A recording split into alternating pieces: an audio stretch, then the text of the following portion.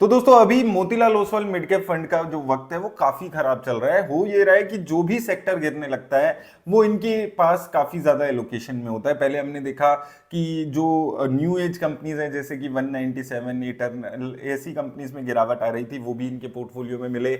उसके बाद EMS sector में गिरावट आई, वो भी इसके पोर्टफोलियो में मिला। और अब कल हमने देखा था एक जबरदस्त आईटी सेक्टर में क्रैश देखने को मिला है, और पिछले एक महीने में 20% का क्रैश आईटी सेक्टर में देखने को मिला है। और ऐसे में Motilal Oswal mid cap fund में लगभग 20% एलोकेशन आईटी सेक्टर की है। और आईटी सेक्टर में जितनी भी इनके पास कंपनीज हैं वो सारी अब कंपनीज अपने 52 वीक लो के आसपास पहुंच चुकी है। इतना जबरदस्त क्रैश आ चुका है, और इस वजह से जो इस फंड का वक्त है, जो खराब इसका पीरियड चल रहा है, वो और आगे कंटिन्यू होते हुए नजर आ रहा है। एक बार हम क्विकली देखें अगर, तो यहां पे देखेंगे overall Motilal Oswal mid cap fund की हम एलोकेशन पे बात करते हैं तो 74% पैसा मिड कैप में है, जिसमें से 19.46% पैसा इन्होंने टेक्नोलॉजी सेक्टर में लगाया। और उसमें भी कौन सी फंड कंपनीज हैं, ये दो कंपनीज आपको दिखेंगी। परसिस्टेंट सिस्टम लगभग 10% की एलोकेशन, और उसके अलावा कोफोर्स, मेजरली ये दो कंपनी ही इसके पोर्टफोलियो में है जो आईटी सेक्टर में 19%। लेकिन ये दोनों ही कंपनीज इनके पोर्टफोलियो में सबसे ज्यादा एलोकेशन रखती है, यानी कि लगभग 19% की एलोकेशन है।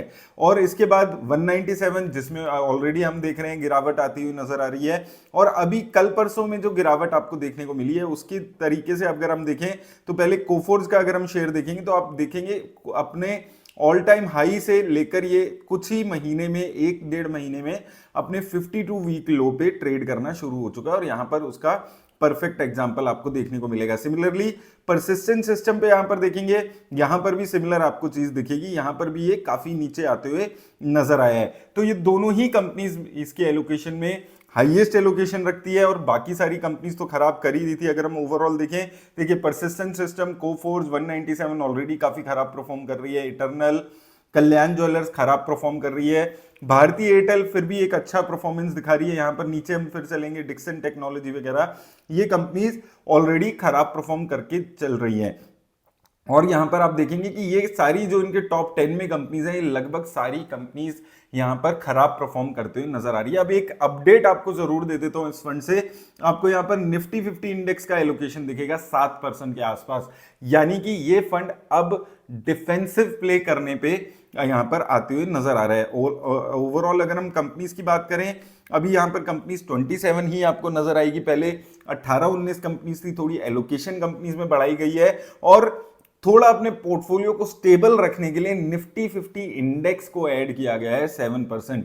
तो थोड़ा सा अभी अपने जो तरीका है इन्वेस्टमेंट का, उसको ये फंड चेंज करते हुए नजर आ रहा है। मैंने आपको बताया था कि पिछले महीने ही इनका फंड मैनेजर भी चेंज हुआ है, तो शायद ये जो डिफेंसिव अप्रोच, स्लाइटली डिफेंसिव, अभी भी काफी एग्रेसिव कंपनीज हैं, लेकिन स्लाइटली डिफेंसिव अप्रोच जो अपनाई जा रही है वो शायद नए मैनेजर की सोच है। ये भी हो सकता है, ये भी एक पॉसिबिलिटी है। लेकिन यहां पर डेफिनेटली थोड़ा सा आपको अब डिफेंसिव प्ले होते हुए यहां पर नजर आएगा। काफी सारी नई कंपनीज ऐड की हैं, और इनकी किस्मत की बात देखिए, इन्होंने अभी IDFC first bank recently add किया था, और यहां पर भी अभी आपने 15% का क्रैश देखा था जब फ्रॉड की बातें आई थी।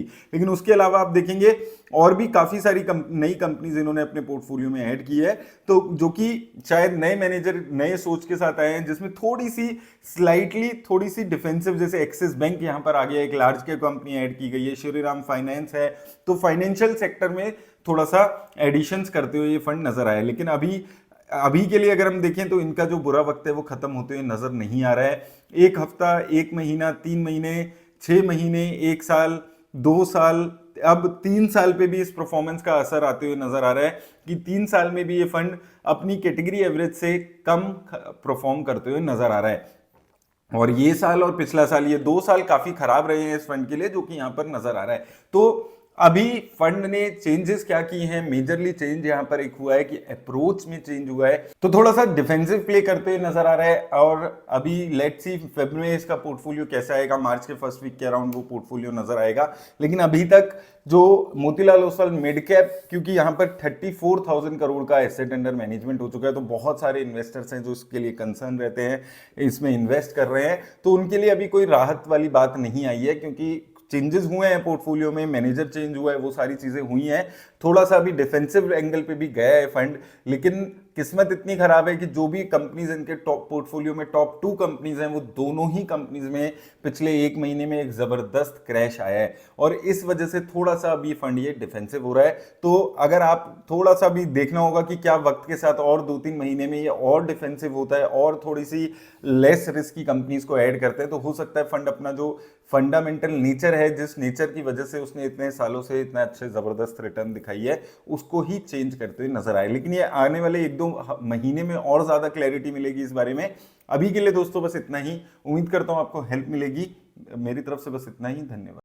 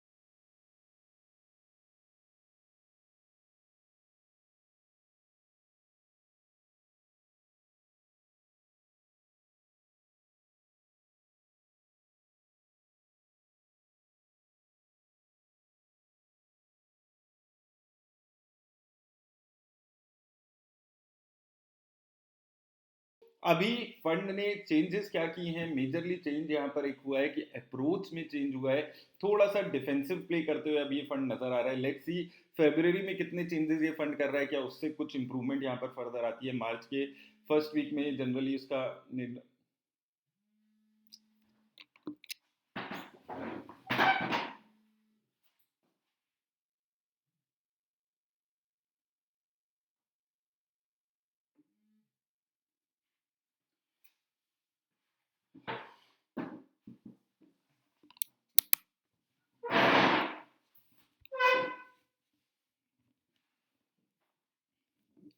तो थोड़ा सा डिफेंसिव प्ले करते हुए नजर आ रहा है। और अभी लेट्स सी फेब्रुअरी में इसका पोर्टफोलियो कैसा आएगा, मार्च के फर्स्ट वीक के अराउंड वो पोर्टफोलियो नजर आएगा।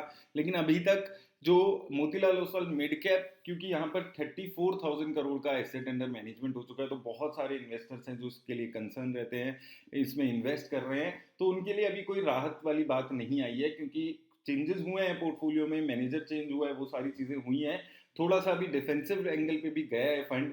लेकिन किस्मत इतनी खराब है कि जो भी कंपनीज इनके टॉप पोर्टफोलियो में टॉप 2 कंपनीज हैं, वो दोनों ही कंपनीज में पिछले एक महीने में एक जबरदस्त क्रैश आया है, और इस वजह से थोड़ा सा अभी फंड ये डिफेंसिव हो रहा है। तो अगर आप थोड़ा सा भी देखना होगा कि क्या वक्त के साथ और 2-3 महीने में ये और डिफेंसिव होता है और थोड़ी सी लेस रिस्की कंपनीज को ऐड करते हैं, तो हो सकता है फंड अपना जो फंडामेंटल नेचर है, जिस नेचर की वजह से उसने इतने सालों से इतना अच्छे जबरदस्त रिटर्न दिखाई है, उसको ही चेंज करते हुए नजर आए। लेकिन ये आने वाले 1-2 महीने में और ज्यादा क्लैरिटी मिलेगी इस बारे में। अभी के लिए दोस्तों बस इतना ही, उम्मीद करता हूँ आपको हेल्प मिलेगी। मेरी तरफ से बस इतना ही, धन्यवाद।